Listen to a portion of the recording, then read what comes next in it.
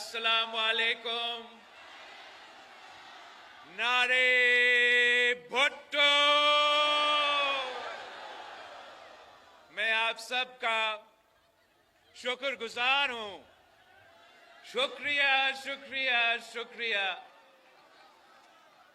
मैंने पिछले चंद महीनों पूरा पाकिस्तान पीपल्स पार्टी का जो इंतखाबी मुहिम है पाकिस्तान भर में चला रहा था। पख्तूनख्वा के पहाड़ों से लेके पंजाब के वादियों से, बलूचिस्तान से, रेगिस्तान से होते हुए सिंध के मुख्तलिफ शहरों से होते हुए ये काफिला जो पाकिस्तान पीपल्स पार्टी का चारों सूबों में हमने इलेक्शन मुहिम चलाए और हम पाकिस्तान के अवाम के शुक्रगुजार हैं जिन्होंने पाकिस्तान पीपल्स पार्टी के साथ दिया, मेरे साथ दिया और एक बार फिर साबित कर लिया है कि चारों सूबों की जंजीर शहीद मोहतरमा बेनजीर भुट्टो की पाकिस्तान पीपल्स पार्टी है। अब इलेक्शन में मुझे मौका नहीं मिला कि मैं अपने ठट्टो के अवाम से आपके पास आके कोई जलसा करूं, तो इसलिए अब इलेक्शन जीतने के बाद हमने ये फैसला किया कि हम ठट्टा में जश्न मनाएंगे। साथियों, मैं ये इलेक्शन इसलिए नहीं लड़ रहा था कि मेरा कोई जिद था कि मैंने उस कुर्सी पे, इस्लामाबाद का कुर्सी पे बैठना है। अगर मैं ये इलेक्शन लड़ा तो आपके लिए लड़ा, मेरे भाइयों के लिए, मेरे बहनों के लिए, और वो इसलिए कि पाकिस्तान में एक मुआशी बहरान है, एक जमहूरी, एक सियासी बहरान है और हमारे पूरे मुआशरे को तकसीम किया गया है। तो मैं इसलिए लड़ रहा था, कोई ऐसा जमात हो, कोई ऐसा सियासतदान हो जो अपने मसले पे नहीं बात करते मगर पाकिस्तान के अवाम का मसाइल के बारे में बात करे। मैं इसलिए इलेक्शन में लड़ रहा था और जगह जगह जाके इसी बात पे जोर देता था कि पाकिस्तान के अवाम मुश्किल में हैं। महंगाई, बेरोजगारी, गुर्बत तारीखी सतह पे पहुंच चुका है, तारीखी सतह पे। और होना ये चाहिए कि पाकिस्तान के तमाम सियासतदान, तमाम सियासी जमातें अपनी जाती मुफादात के बजाय पाकिस्तान के अवाम का मफाद के बारे में सोचे।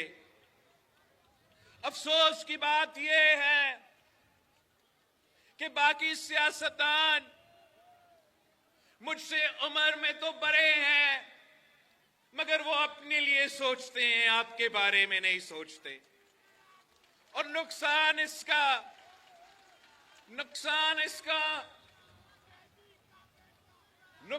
इसका मुझे नहीं हो रहा है, इसका नुकसान पाकिस्तान के वफाक को हो रहा है, इसका नुकसान पाकिस्तान के चारों सूबों के हो रहा है और सबसे बढ़कर इसका नुकसान पाकिस्तान के गरीब अवाम को हो रहा है। साथियों, इलेक्शन तो कुछ ऐसे निकले हैं कि तमाम सियासी जमातें एहतजाज कर रहे हैं, तमाम सियासी जमातें जीते या हारे वो एहतजाज कर रहे हैं। अब इस माहौल में पाकिस्तान कैसे चलेगा? ये माहौल रहा तो पाकिस्तान को मुआशी बहरान से कौन निकालेगा? मेरे थट्टों के अवाम को रोजगार कौन दिलवाएगा? मेरा ख्याल में 3 किस्म के सियासी जमातें हैं। एक वो जो धांधली की वजह से जीतते हैं, और आज से नहीं आप तो मेरे गवाह हो, आपको मालूम हो कुछ ऐसे शक्लें हैं पाकिस्तान की सियासत में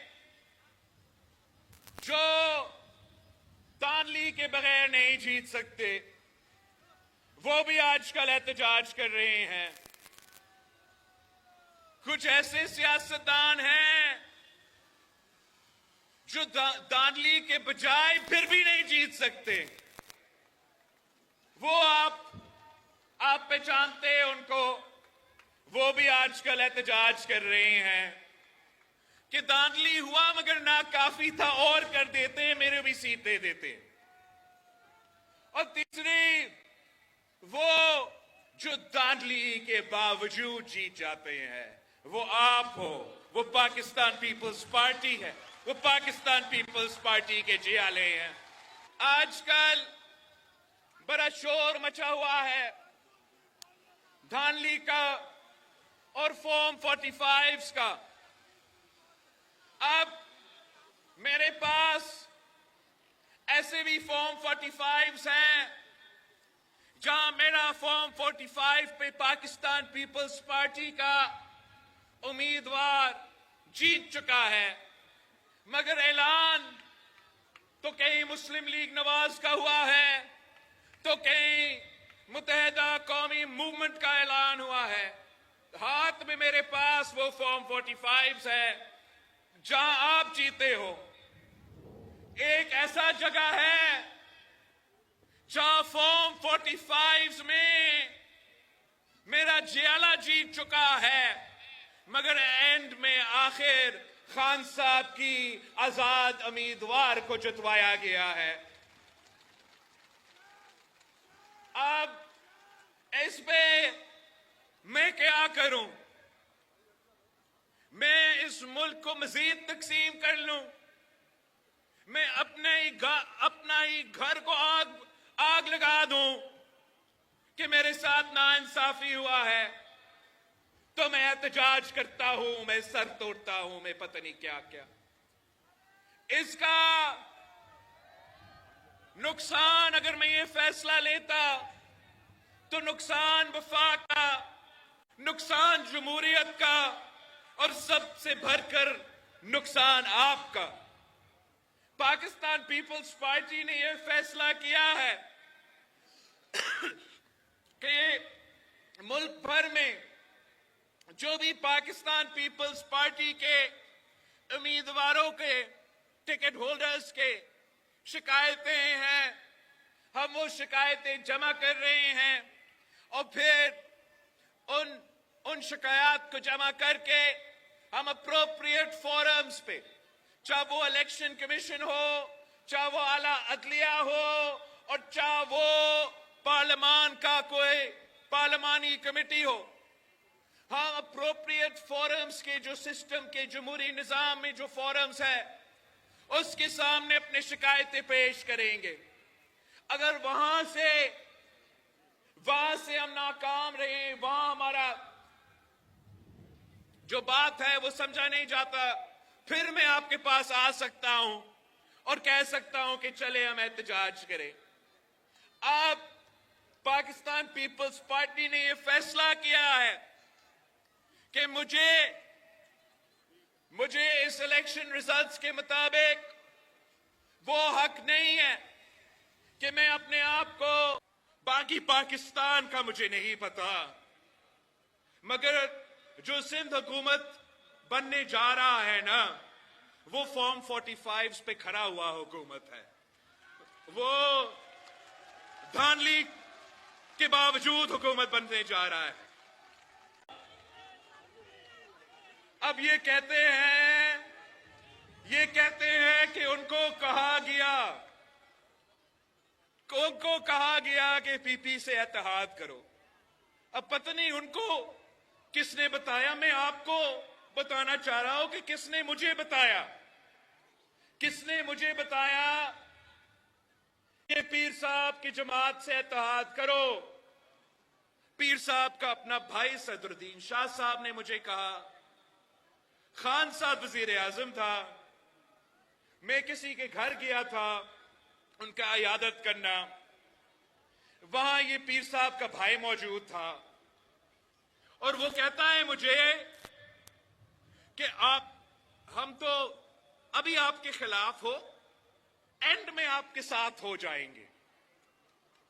ये क्या मतलब, एंड में आपके साथ? इसका मतलब ये था कि इलेक्शन से पहले मुल्ला जो है वो हर डिवीजन में 1 सीट का मुतालबा कर रहा था और पीर साहब जो है वो 10 सीटें का मुतालबा कर रहा था। अब मेरे जियाले जीत चुके हैं, मैं कहां से ढूंढ के ये सीट इनको दिलवा दूं? मना किया, मुकाबला किया, शिकस्त दिलवाया और वो रोना रो रहे हैं। वैसे मैंने 2 सीटें निकाले, वो 2 सीट निकाले तो एक को छोड़ना पड़ेगा।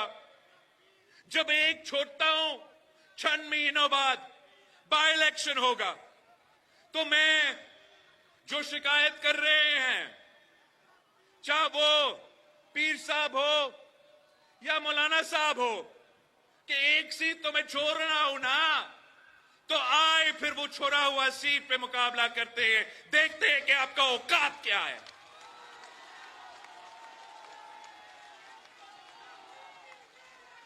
ये क्या, असल में इनके दिमाग ये बड़ा बड़ा जलसे देख के समझते हैं कि इलेक्शन जीत सकते हैं। कोई उनको समझाए कि इलेक्शन करना, इलेक्शन जीतना और जलसा करवाने में बहुत बड़ा फर्क है भाई, बहुत बड़ा फर्क है। एक तो इन जलसे में, सबसे ज्यादा इनके जलसे में मदरसा के जो बच्चे हैं वो पहुंचते हैं। वो मदरसे के बच्चे देख के वो समझते हैं कि वो पूरा सिंध को फतह कर देंगे, वो पूरा पाकिस्तान को फतह कर देंगे। इलेक्शन डे जब आता है उनको फिर अंदाजा होता है कि इन बच्चों के पास तो वोट ही नहीं है। दूसरी तरफ जो पीर साहब है, जो नस्लों से हमें इलेक्शंस हार रहे हैं, वो भी कभी कभार दीदार करवाता है तो उनके मुरीदे निकलते तो जरूर है, और वो भी इस गलतफहमी में होते हैं कि मेरे इतने सारे मुरीद हैं कि ऐसे ही मैं इलेक्शन जीत जाऊंगा। वही बात कि ये बात तो वो भूल जाते हैं। कल भी अगर पीर साहब उस जलसा में ना पीर जो ना मीर जो का नारा लगा देते हैं, लगाता जरा, तो वोट सिर्फ तीर जो, वोट बेनजीर जो का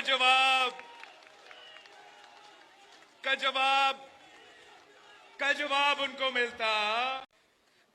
एक तरफ अपने आप को मौलाना कहते हैं, अपने आप को मौलाना कह के फिर इतना ढिठाई से झूठ बोलना मजाक है। दूसरा, पीर साहब है। अब ये पीर साहब कह रहा है कि धांधली हुआ। आप मुझे बताएं कहां धांधली हुआ पीर साहब? मैं तो आपका इज्जत करता हूं, एहतराम करता हूं, मगर हकायक ये है कि आपको हमने अब 2-3 बार शिकस्त दिलवाया है। इससे पहले आपका वालिद को मेरा वालिद और वालदा शिकस्त दिलवाते थे। आप बताएं, एक इलेक्शन का नाम लो जो सूबा सिंध में ये पीर जो है, एक इलेक्शन का नाम लो जो ये जीते हैं। 2002 से शुरू करते हैं। 2002 में पाकिस्तान पीपल्स पार्टी जीती। मुशर्रफ का दौर था, आमर बैठा हुआ था, उसके बावजूद आप जीते। फिर इन्होंने जोर जबरदस्ती आपको हुकूमत नहीं बनाने दी। 2008 में इनके लिए धांधली किया गया, उनको धांधली के जरिए सीट दिलवाए गए, मगर फिर भी आप जीते। 2013 में इनको लॉन्च किया गया, तब भी उन्होंने पूरा कोशिश की धांधली करने का, वो ना कर सके, वो हारे। 2018 किसी को याद है कि 2018 में किस तरीके से उनको मदद करने की कोशिश किया गया? 2018 में भी वो शिकस्त, और आज उसके दरमियान में बल्दियाती इलेक्शंस में उनको शिकस्त, बाई इलेक्शंस को उनको शिकस्त। इलेक्शन के दौरान वो कैंपेन करने नहीं निकले, फिर भी उनको शिकस्त। और अब वो कहते हैं कि वो धांधली करके उनको हरवाया गया। अगर उनके पास सबूत है, वो सबूत लेकर आओ। आपके पास फॉर्म 45 है, पीर साहब के पास है, मौलाना साहब के पास है, तो हम धांधली में यकीन नहीं रखते हैं। आप लेकर आए वो फॉर्म 45। आप साबित करते हो तो आओ, साबित करो।